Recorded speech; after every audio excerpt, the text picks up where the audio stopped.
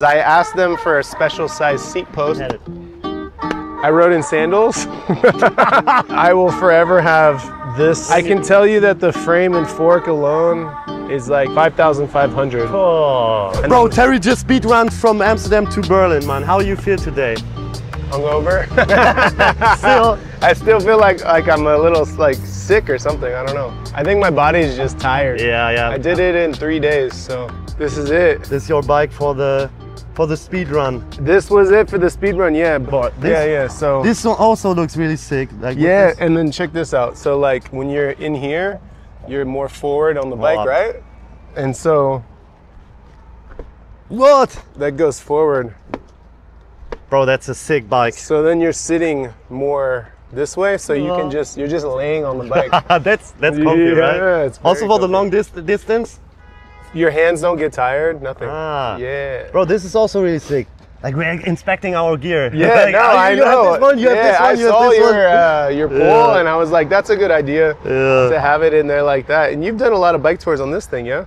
Yeah, quite a lot. I don't have this bike for that long. It's like 1 year old. Yeah. But I got it from a community member, so he's not able to ride the bike anymore. Yeah. And it was just in his basement.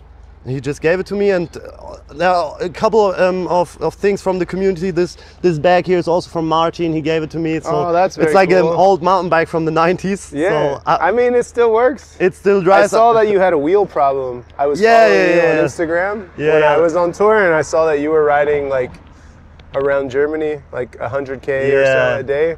And I saw your wheel and you were just like, fuck it, we're gonna eat. But it was a quick repair. Right? Yeah, it was a quick repair. Like I used to do a little bit of it, but they helped me with the chain and that stuff. But it's also really entertaining for the stream when something's broken. Yeah. Yeah, everyone wants to troubleshoot. Everyone wants to try to help. Bike mechanic right now. All of a sudden, everyone's a bike mechanic, and when it happens to me, I'm like, I won't say nothing. I'll just be like. You won't and then they'll be like, something sounds, why is it clicking? It happened to me on the way here. My pedal, I lost the cap. Yeah. So water got inside my pedal. And so the pedal was like, click, click, click, click, and everyone's, what's that song? Yeah, it's your bottom bracket. It's your chain. I was like, I didn't even answer anybody. I just ignored everybody. Yeah. And I was like, yeah, my bike's messed up. It's from the rain, because it rained every day I rode. When I was in Italy, I didn't have any chain all with me. Yeah. And it started to make some squeaky noise. Yeah. And everyone in the chat, bro, you have to do something. Put some olive oil on that. Olive oil, olive oil works. It works. For a little bit. Sick setup. And where's your, you also have the third person view, right? I don't have it with me for this. I took it off for this because it was on the non-drives on the left side here. You said you had a friend, where you in Amsterdam. In Amsterdam. Yeah. But in Portugal, because I just rode to Portugal. Yeah, bro. I don't know if my viewers know, but Terry just did a fucking huge tour through Europe, right? Yeah. You started from Rotterdam. We nearly Amsterdam. missed from Amsterdam. Amsterdam, and we rode through the Netherlands in 1 day. And then because the two guys I was riding with are just. They're mental. They just wanted to go, and I was like, you guys are gonna set yourself up for a really fast pace, and by the end, we're gonna be riding along fast. All right, let's do it. How many kilometers did you do in total? In America, you're counting in miles, right? In miles, it's over maybe close to 4,000 kilometers. Bro, I have to show your bike once again. Yeah, I can do a bike check if you want. This is so you want sick, me to talk really. about it? Yeah, please. I'll tell the story how I got the bike first, and then I'll do a bike check. Okay, so there's a race in the United States. It's an ultra distance race. Yeah. And it's called the Tour Divide, and it goes from Banff, Canada, down to the border of New Mexico and Mexico, and it crosses the continental divide of the U.S. So it's all mountains, and the mountains go like this, and you ride the spine of the mountains all the way. So you don't have that many height meters? No, it's a lot. It's a lot? It's a lot. Okay. It's up and down, up and down, up and down the whole time. And it's self-supported, and it's multiple days long. Yeah. And so... How many days? I think I forget what the current record is, but the guy, that's what I'm getting to, I got this bike because I filmed this guy named Robin Gielemper. I'm going to fuck up his last name. He raced a race in New York called Red Hook Crit. Yeah. And so this company, number 22, he reached out to them and said, I want to race this race. You know, Do you have a bike for me? and they gave him a bike, and then they asked me to film this guy who I never knew who he was. Cool. And so I filmed a video with him. I filmed a hotline with him, which was not asked for, but I filmed like a race video, a hotline, and shot some photos. And then in exchange, I got this bike. Oh, that's so cool. we exchanged, and that's how I was able to afford this bike. So I just changed, instead of money, I just exchanged my services. And this was in 2017. Whoa. Okay, so this year I'm riding across or down Europe on my number 22. That's And Robin amazing. raced the Tour Divide in the United States, and he won first place, and he set the new fastest known time. Nah. So I mean, him winning that has nothing to do with me, but I just think it's cool that It is. I was doing a bike tour on the bike, and then he just won this thing, and because I was watching him the whole time, and he had That's such a fucking lead. amazing. So he has the fastest record now. He beat it Bro, by almost a full day. Like the That's record, mental, I bro. think he beat it by a full day. I'll do the bike check now. So I'm not really that deep into bike crafting and that stuff, but Yeah. I want to get into it. That's So- all right. I mean, so- you're already doing bike tours. Yeah, so I have I think an you're- old mountain bike, but you're doing it right. Yeah. You're riding it first. You're not getting obsessed with the gear. yeah. You're actually you're out there riding, and I respect that. Thanks. Because there's a lot of people who just obsess over building the perfect bike and then they never ride. And so not, what's it's not the about point? the bike. It's not What's about the the bike. point? Yeah. The point is to go In outside. Germany and we ride. say Rede. Speak, bro. It's You're about the journey. It's about the adventure. You're supposed to go ride. But not, this one, I really get a little bit envy, you know? When I I've see had it this for a thing. long time. Yeah. Okay, so I'll just do a bike check real quick. Let's go. Number 22 is titanium, made in New York, Johnstown, New York, which Yeah. is way up above, but near the Adirondacks, a mountain range of New York. The thing that's special about the frame is I asked them for a special size seat post. I don't have it on here right now, but it's a dropper post. So basically, mountain bikes have it. You push a button, and the seat, if you're sitting on the seat, it goes and it goes down. That's cool. And it stays down, and you push a button, it goes back up to where it needs to be. At the time, they didn't offer 27.2, like a normal size seat post. They Yeah. only had them for mountain bikes. So I asked them to make this bike with a mountain bike size seat tube So for me. this one is a little bit bigger. It's a little bigger, yeah. It's a little bit bigger to a common mountain bike size. So in order to do that, they also measured my where my saddle height is Wow. and the length of the dropper that I wanted. And so they sloped this top tube down just a little bit, so the angle, so the length of my seat post, my dropper post, would be perfect.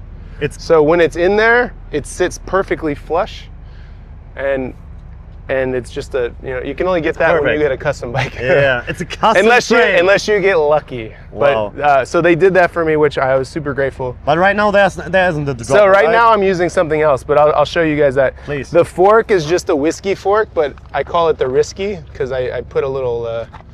It's the risky.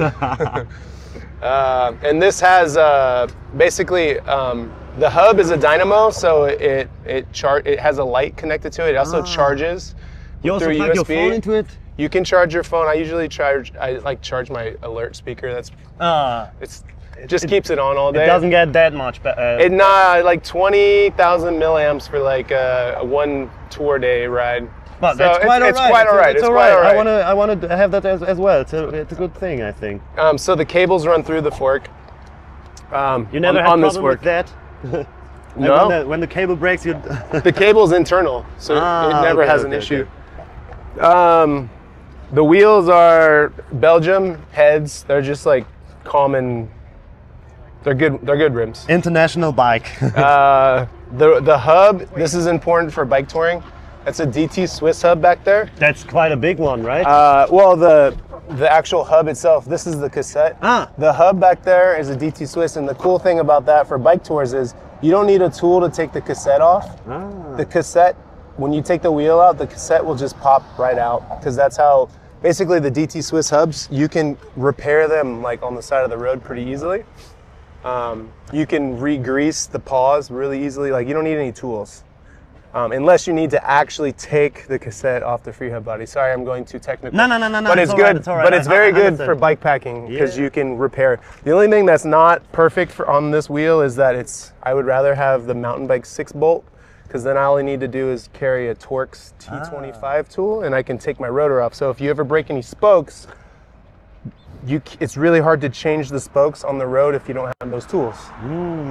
This is pretty common nowadays, but it's just, this is a small chainring. It's a 36 tooth, just force. But it's only one, right? Yeah, it's only 1x, so 1x12, and in the back, this is mountain bike gearing, so that's a 10 to 52. So that thing is huge. But is it enough for your trip? It's, for climbing, it's great. Yeah. I don't even have to stand up to pedal up any steep things. I can just sit down and chill all day, which is how I prefer to do it when I have the camera pole on the back, because if not, it swings around all crazy. Yeah. So I try to stay seated. And then this is electric shifting. The batteries are, That's sick. I've never saw this in actual. these are the old ones. There's new ones now. What's the like? The advantage? Yeah. What's the advantage of having electric? There's the disadvantage is if something breaks, it's pretty hard to fix. Yeah. The advantage is there's no cables running down to get broken or caught on anything. And fatigue. If you're really tired and you're on it sounds really dumb, but if you're climbing, you notice it more on a mountain bike. When you shift into a harder gear, sometimes when you're really tired, you're like, and you're like, fuck, shift. Yeah. With electric, you just push it. And like it's boop, boop, boop. Yeah, and it just hits its mark every time. So it's pretty good. I have had issues, and what people do when they do bike packing tours, like for your setup, most people will bring an extra cable and housing with them in case anything breaks, right? What I bring with me is I bring more batteries and a charger for the batteries. And then the other part that could break is the shifters themselves. Yeah. And so what I do is I bring I would show you, but it's on the bottom of my bag. I bring like a little paddle shifter, and it's wireless and it's connected to that too. So if these ever break, I have this other shifter. And if everything breaks, you can use the app on your phone and switch the shifters. And that's happened to me before. Did you ever forget to charge? No. You'll see there's a little light right here. And when I shift, see it's green? It's telling me that the battery is still good. So if every once in a while, every couple days, just look, and if it's red, that means it's gonna change soon. It's gonna be dead soon. And if it's red flashing, it means you should probably change it now. But it's also really expensive, right? Nowadays this is a lot cheaper. But the story behind this one is everything I do, people think I just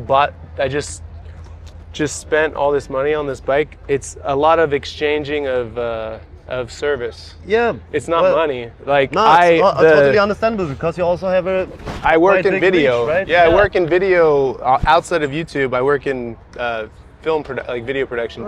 So I worked on a documentary of these guys riding from Alabama to DC on a bike packing tour. So Cannondale sponsored it. So Cannondale gave me an e-bike that I have in New York that I ride a lot, and it had electric shifting on it. And I was like, why does the e-bike have electric shifting? This is stupid. I don't need this on the e-bike. So I was like, I'm putting it on my gravel bike. So then I put it on here. So that's how I got it. But you also pay, right? You don't pay money, but you pay your service. Time. Yeah. I'd rather do it that way. Yeah. Yeah, because it's more Totally of an equal exchange. Yeah. And then you don't have to pay any taxes on it. The chat is really the chat. Let me see. What else can I talk about? Oh, I have flat pedals on here. No clicks. Because I rode in sandals. This is nice. It looked like in a tattoo, right? So I rode in sandals, in Bedrock sandals. I just bought these yesterday from the Adidas store because I was tired of people looking at me in Berlin. They're like, what's wrong with this guy?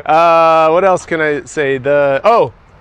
It's a Thompson stem. These are Redshift bars. So Redshift help with this tour. and all of these like weird. This isn't something I would normally do, but I wanted to try it out. So they gave me this stuff. Inside here, there's a piece of like foam, so it's really comfortable. Here, when you're down like this. So you have a lot of. When you're down like this, it's very comfortable. And you have a lot of hand positions here. That's cool for long tours, here, right? Here. And then you can also lay your arms there. And then here, and that's what these are. They're really ugly, but it's so comfortable to have. Also up here, when you're climbing, you just put your hands right here. I think it looks really cool. And look, it holds all the phones really nicely. Yeah. And then this is what I should show you. So when you're on the bike, but you want to reach way out here, you have to slide your butt on the saddle, and then now this is like going into your butt, and it's not quite as comfortable, right? Because you want to be sitting on your sit bones. So this seat post, they sell this post with this TT bars together. Can you show this one more time? I think I didn't have it. Whoa. Hopefully this won't get in your ass when you're driving. So yeah, it won't, because it goes forward and it compensates for that little bit of space when you're at forward. And then it also drops the saddle down a little tiny bit, so it's not up. And for somehow, I don't know if it's the way that this is designed, it doesn't change the length between your saddle and your pedals. So it doesn't change your position at all. Bro, that's the length. It changes your position, but not the length. That's a professional setup right there. This is the first time I tried it, and I'm so happy that I had it. Yeah. What would you change for the next trip? Well, like when you're doing like I will forever have this handle, these TT bars, and this saddle, this seat post. I know that for sure. I want that as well. Because the difference of riding here and pedaling like say 80% of your power, like more than chilling but not quite like hammering, was like 3 miles an hour. So I don't know, what is that in kilometers? That's 20. It's like an extra, like when you get into this position, the same amount of power, you're going way faster. Because you're down low. You're also more comfortable. You also have like you're more aero. Aerodynamics as well. And it's not, and it feels. I can learn so much from you. It's kind of funny because it's like you're carrying all this big bags, and you're like, who cares about being aero? It makes a huge difference. I can only imagine. It makes a huge difference, and it's excuse me, it's cool to have these because there's way more places to put stuff, and if I didn't have these weird bars, I have these bars too, so I can put another. This is my alert phone down here. And then let me show you this. This is, all the bags are tail fin. Whoa. So there's a clip right here. It's only one clip. Whoa! Comes right off. Oh my God. That's so cool. It's very nice, and it's very secure. So like when it's on here, it doesn't move at all. It's locked in. That's a real professional setup right there. You also have some bottles here. Yeah, so this is tail fin as well, and I have a battery in my DJI. These bags are perfect. Batteries in there, and that's all waterproof. And then again, there's more.